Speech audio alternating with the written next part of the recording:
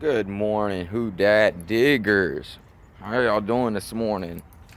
So, today I thought I ain't got nothing to do, so I'm gonna go over and give you some tips, give you an idea of how the Minlab E-Xterra 705 metal detector works.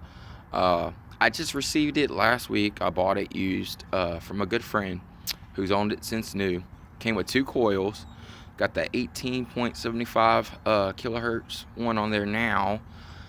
We tested it out the other day. I went to my homestead and we dug a few targets. Matter of fact, the very first target I dug with this detector was an 1840s padlock that had been, buried about 8-9 inches in the ground for over 100 years, to almost 150 years. But anyways, we had fun that day. We dug a couple test pits, kind of just to test out that soil. It was great, actually. The soil area of the homestead is actually sand, so it's real easy to dig and find the targets. And every time we were digging our target, we would notice that there was 3 or 4 different targets in the hole with the one that we had got detected. So what we plan on doing is gridding off that area, and I'm gonna go over it. We got to pull all the trash out pretty much first, and then we should be getting some good targets over there, some coins, some jewelry, silver coins and stuff like that. But anyways, that's another dig and another video. But let's turn this Minlab 705 on and see what kind of settings we're gonna run today. It's morning time, so it's kind of wet.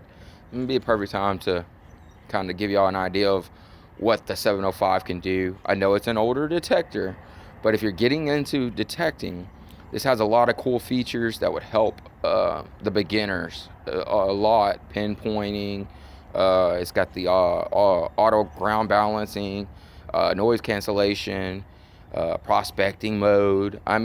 It's really a great detector. So if you could get one for cheap like I did, I highly recommend it. All right, let's turn it on. Let's see what we got. All right, that's the on. I'm gonna go ahead and put it in all metal and ground balance real quick, guys. We find a clean area to ground balance. All right, we're gonna ground balance right there. So we hit the ground balance button, and I'm gonna go ahead and just do the auto ground balance. And you kind of pump up your coil. It'll make a noise. And there it is. It's ground balanced to 70. And then you just hit the back pinpointer key. Brings you back. And at that point, you're ready to detect. But I'm going to go ahead and take it out of all metal. And I'm going to set it in my preset. See the presets right here, guys? On this side is your presets. These come already installed on your detector. You can change them. This one is discriminating some of the iron and a number 48, which I haven't figured out what the 48 is. But all this right here towards the front is iron, and then there's your non-ferrous and ferrous targets right here. But we're gonna run into 4 right now, coin mode, pattern 4. I do have the auto track on. I'm gonna go ahead and take that off just so that it doesn't ground balance to the targets. My pinpointer is messed up, so I'm gonna use the actual pinpointer on here to determine where my target would be. And when you're running with the actual auto tracker on, or the tracker setting set, you can sometimes ground balance your targets out and then you'll lose it. So if you're not on top of it and you're gonna pinpoint it, I would say switch off your ground balance as soon as you get to the target, and then you'll be able to kind of figure out where to go after that. But let's get started. Let's get a couple targets here. See what we got.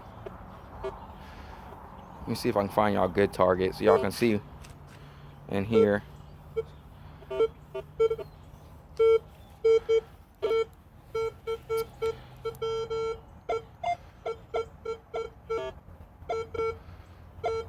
So that would be in the gold range. I'm pretty sure it's a pull tab. I'm at my house doing this. I'm pretty sure that's a pull tab, but anything between the range of 4 to 20, I normally dig. I know 90% of the time it's going to be a pull tab, and you can discriminate that out. But if you discriminate out 14, which is the most common thing, which is, your pull tabs, then you're going to lose some of the gold. And so it has benefits, and it does. It has benefits, and it has some cons too. As far as digging those, you're going to be digging a lot. But do you want to miss those gold rings? So I'd rather dig it, figure it out, and 10 minutes of your time to dig a hole and fill it back in. It is what it is. But if there's some programs that I've heard, there's a guy on Facebook that runs some programs that he'll discriminate 14, which is the pull tab. Now most gold, I told you, is going to be between 4, 6, 8, 10, 12, 16, 14, and 18. He discriminates 14. And the only reason he does that is because he's hitting these parks. So he's trying to conserve time so that he can hit as much ground as possible. He plays the numbers game. If you find, say 3 rings that are, on the target ID and they come up as 14, versus he's found 12 rings that the target ID identified at 12. So he discriminated 14. He was finding more gold between the VDI numbers of 12 than he was at 14. So he played the numbers game, and sometimes you win and sometimes you lose that way. Me personally, I just dig it. Like I said, it's 10 minutes of your time to dig a hole and determine if it's gold or if it's silver or if it's whatever it is, a pull tab or whatever. But I do this as a hobby, and I love doing it, so it doesn't bother me to get down there and dig the targets. All right, so let's get back.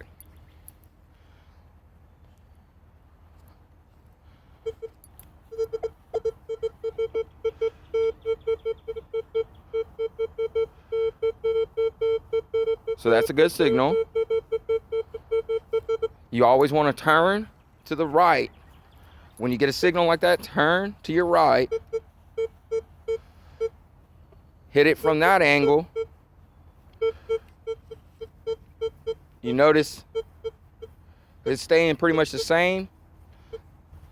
And then also, if you pinpoint, I've heard that if you pinpoint, which I haven't had luck doing this, if you pinpoint your target and say, oh, where'd my pinpointer go? There it is. And say you pull it down some here and it drops down, if it was giving you a reading of, say, a target ID number of 10 or 12 or whatever, and then you hit it from another way, say you hit it from the, the right side, and you pinpoint it and you drag your coil back just a little bit, and if that number comes down some, that number 18, say it went down to -7 or -6, I'm sorry, or -2 or -4 or anything negative, then you know that more than likely that target is going to have iron, meaning it could be, a watch. Let's say a watch. And you hit it and it's got gold number reading 18 and you're excited about digging it, and then you pull it and it, like I said, it goes down to a negative number. Most people won't dig it. They'll think it's scrap or iron or something, and they just, they mark it, but they won't dig it. They think that, it's iron, and what's the point of digging iron?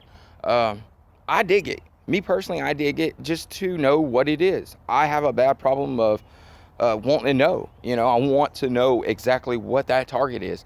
Not only does, digging a target help you, figure out what it is, but I like to know that, hey, that was an 18 and maybe it dropped down to a negative, and this is what it was. So I know that next time, hey, I had an 18 and it went down and it was a watch. I'm going to dig that. Or let's say it was, junk iron, and it hit the same way. I'm still going to dig it. So learning these tones and learning these VDI numbers and, practice, get out there and detect your yards, plant put your own targets down. Get used to those tones. Not always are these VDI numbers correct. A lot of the time they're off, but it gives you a general idea of what it could be, or what that situation is, what you're dealing with in that situation. And so it gives you an idea of whether or not to dig. And so that's what I want to help you guys with. I just want you to know I personally dig every target. That's just me personally. Not everybody does and not everybody will. But I recommend it. Dig every target. You never know what's at the bottom of that hole. If anybody's out there running the Minlab E-Xterra 705s and have some more tips or tricks to hunting, or or need some help with setting up some settings or anything, y'all please comment. So I'll answer. I'll try to give you as much information as I can personally. I'm not a let's say a perfectionist. I don't know every setting of this machine yet. I'm still learning. I'm still working. I'm still trying to figure out everything I can, because yes, it's a hobby, but at the same time, your hobbies can turn, into career paths. And so knowing your machine and knowing the ground and knowing your surroundings and knowing as much as you can about that certain area will help you in the long run. And so I want to know everything I can about this machine so that I can help others and I can help myself, again. And if you guys want to subscribe to the channel, I have my son who digs with me as well. I have my daughter that goes along on hunts. We hunt parks, we hunt, neighborhoods, we hunt farm sites, homesteads, anything and everywhere where there is an opportunity. I will definitely give it a try. Next week, actually, I'm going to be hunting that back there. That's a big old forest that back in the 1800s back there, they used to run the railroad trains. And I couldn't find any information or any routes of what areas were used and what areas wasn't. So what we plan on doing is just going back there and turning on all metal mode and finding the iron, and we'll go from there. Once we start finding iron, we'll be able to determine where human activity was, and we'll be able to narrow down our search and kind of pound that area pretty hard and see what we can find out there.